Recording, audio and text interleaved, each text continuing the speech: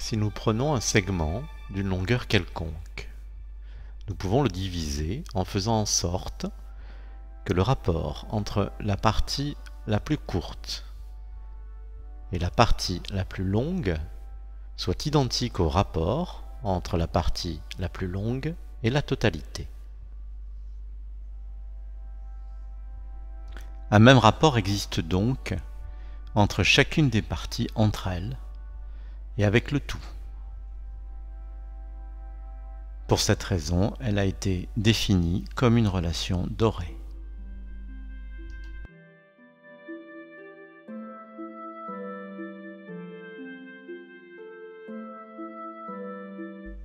Trouver la section dorée d'un segment est une procédure relativement simple d'un point de vue géométrique.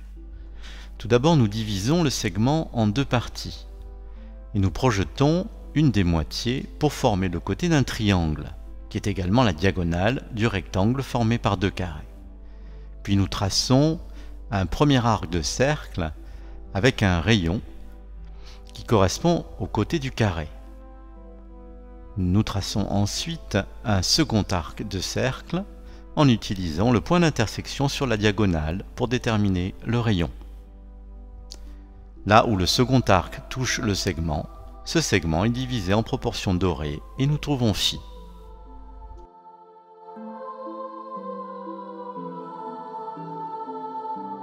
De la même façon, nous pouvons créer un segment doré en construisant un carré de côté 1.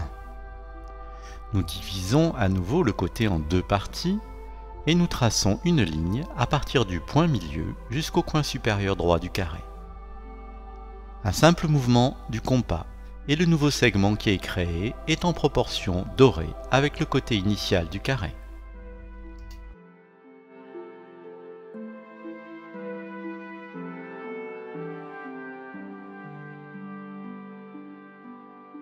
En utilisant le plus grand segment comme base et le plus petit comme hauteur, nous créons un rectangle qui possède des proportions parfaites, le rectangle d'or.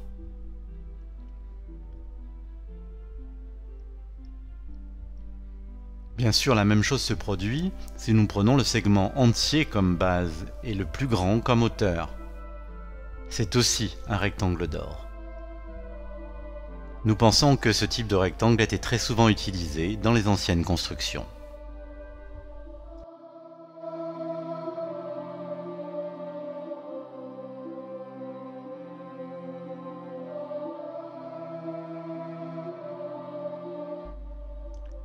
Mais une autre surprise nous attend. Si nous isolons le carré contenu par le rectangle, nous obtenons un autre rectangle d'or, plus petit. Cette opération peut se répéter encore et encore, illustrant l'aspect infini de la proportion dorée. Dans la nature, ces règles de construction sont souvent respectées. Dans les coquillages, les tournesols, les cristaux, et même dans le corps humain. Φ est la règle de la construction parfaite. La proportion dorée vit également dans une forme géométrique que nous devons véritablement considérer comme sacrée, l'étoile à 5 pointes. En fait, chacune de ces dimensions révèle la relation dorée.